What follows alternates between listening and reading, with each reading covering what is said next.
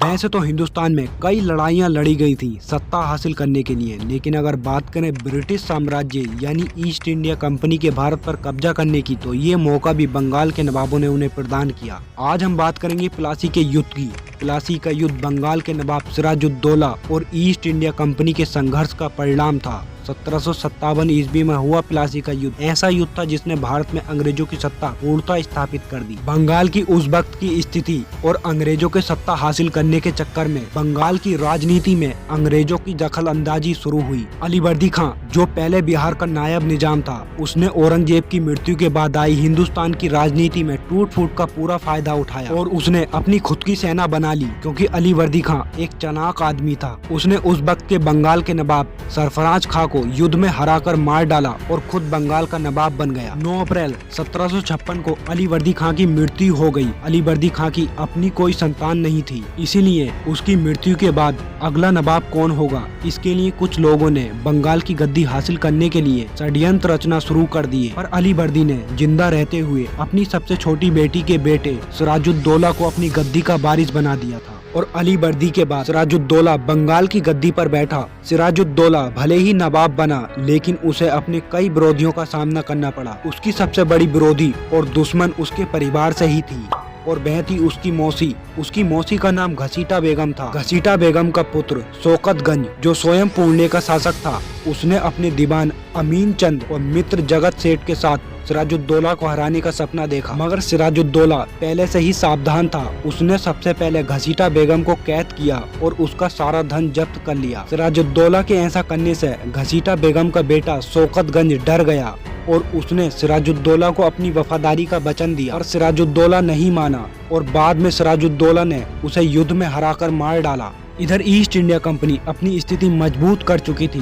दक्षिण में फ्रांसीसियों को हराकर अंग्रेजों के हौसले बुलंद हो गए, इसलिए अब वो बंगाल को भी कब्जाना चाहते थे। पर अलीवर्दी ने पहले से ही सिराजुद्दौला को सलाह दी थी कि किसी भी हालत में अंग्रेजों को बंगाल में नहीं घुसने दिया जाए। इसीलिए सिराजुद्दौला भी अंग्रेजों को लेकर पहले से ही सावधान था। सिराजुद्दौला ने अंग्रेजों को फोर्ट विलियम किले को नष्ट करने का आदेश दिया, जिसको अंग्रेजों ने ठुकरा दिया, जिससे नाराज होकर नवाब ने मई 1756 में अंग्रेजों पर आक्रमण कर दिया और 20 जून 1756 में कासिम नामक बाजार पर नवाब का कब्जा हो गया। उसके बाद सिराजुद्दौला ने फोर्ट विलियम किले को भी अपने अंडर में ले लिया। सिराजुद्दौला के किला हासिल करने से पहले अंग्रेजी गवर्नर ड्रैक ने अपनी पत्नी और बच्चों के साथ भागकर फुल्टाना नामक एक द्वीप में शरण ले ली। कलकत्ता में बची कुची अंग्रेजी सेना को अपना आत्मसमर्पण करना पड़ा नवाब के सामने। अनेक अंग्रेजों को बंदी बनाकर और मणिक चंद के जिम्मे कलकत्ता का भार सौंपकर नवाब अपनी राजधानी मुर्शिदाबाद वापस लौट आया। ऐसी ही परिस्थिति में काली कोठरी की दुर्घटना द ब्लैक होल ट्रेजेडी घटी,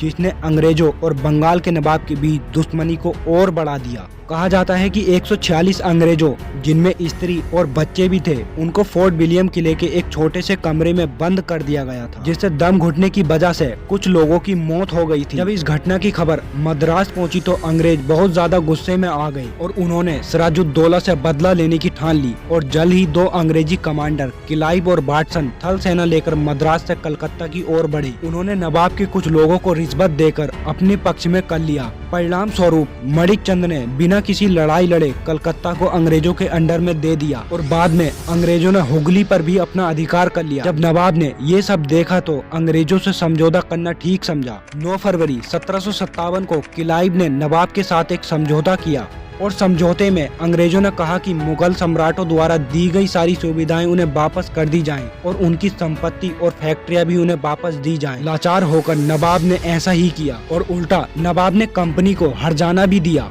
अब नवाब अंदर ही अंदर अपने आप को बहुत ज्यादा अपमानित महसूस कर रहा था। अभी भी अंग्रेज अपने समझौते से संतुष्ट नहीं हुए और वो चाहते थे कि वो सिराजुद्दौला को गद्दी से हटाकर एक कठपुतली नवाब को बंगाल का नवाब बनाए। क्लाइव ने नवाब के खिलाफ षड्यंत्र रचना शुरू कर दिया। क्लाइव ने मीर जाफर से एक गुप्त संधि की और उसे नवाब बनाने का लालच दे दिया, जिसके बदले में मीर जाफर ने अंग्रेजों को कासिम बाजार, ढाका और कोलकाता की किलेबंदी करने और अंग्रेजों की सेना का साथ देने और 1 करोड़ रुपये देने का वादा किया। इस षड्यंत्र में जगत सेठ, राय तुल्लब और अमी चंद भी अंग्रेजों से जुड़ गए।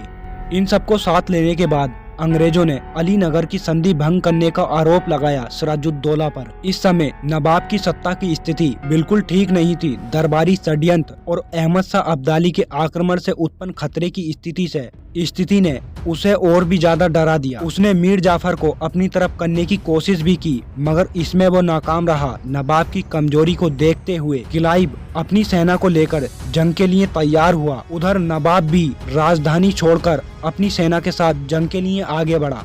23 जून 1757 को प्लासी के मैदान में दोनों सेनाओं के बीच युद्ध हुआ। ये युद्ध केवल नाम मात्र का ही युद्ध था, क्योंकि नवाब की सेना के एक बड़े भाग ने युद्ध में हिस्सा नहीं लिया था। आंतरिक कमजोरी के बाद भी सिराजुद्दौला की सेना, जिसका नेतृत्व मीर मदन और मोहन लाल कर रहे थे, और वो अंग्रेजों की सेना का डटकर सामना करने लगे। परंतु मीर जाफर के विश्वासघात यानी धोखे के कारण सिराजुद्दौला को हार का सामना करना पड़ा। सिराजुद्दौला जंग से जान बचाकर भागा, मगर मीर जाफर के पुत्र मीरन ने उसे पकड़कर मार डाला। प्लासी का युद्ध तो अंग्रेजों ने जीता, लेकिन इसका फायदा मीर जाफर और कंपनी दोनों को हुआ था, क्योंकि मीर जाफर को क्लाइव ने बंगाल का नवाब बना दिया था और अब अंग्रेजों को अपना एक कठपुतली नवाब भी मिल गया। बंगाल का नवाब बनने के बाद मीर जाफर ने कंपनी और क्लाइव को बेशुमार धन दिया और संधि के अनुसार अंग्रेजों को कई सुविधाएं मिली। अब बंगाल की गद्दी पर एक ऐसा नवाब आ गया जो सिर्फ नाम चार का नवाब था। प्लासी के युद्ध ने बंगाल पर अंग्रेजों का नियंत्रण कर दिया। अब अंग्रेज व्यापार के बाद भारत में अपनी सत्ता स्थापित करने लगे थे। एक व्यापारिक कंपनी ने यहाँ भारत आकर भारत के सबसे अमीर जगह के सूबेदार को अपमानित करके गद्दी से हटा दिया और मुगल सम्राट तमाशा देखते रह गए। अब आर्थिक तरह से भी अंग्रेजों ने बंगाल को लूटना शुरू कर दिया। इसी युद्ध के बाद में क्लाइव ने बंगाल में राजनीति की सत्ता स्थापित कर ली। बंगाल से प्राप्त धन के आधार पर अंग्रेजों ने दक्षिण में फ्रांसीसियों को हराकर विजय प्राप्त की और भारत में अपने सबसे बड़े दुश्मन यानी फ्रांसीसियों को नष्ट कर दिया। दोस्तों, उम्मीद करता हूँ आपको ये वीडियो तो जरूर पसंद आई होगी। अगर दोस्तों वीडियो पसंद आई हो तो इस वीडियो को लाइक और चैनल को सब्सक्राइब जरूर कर लें।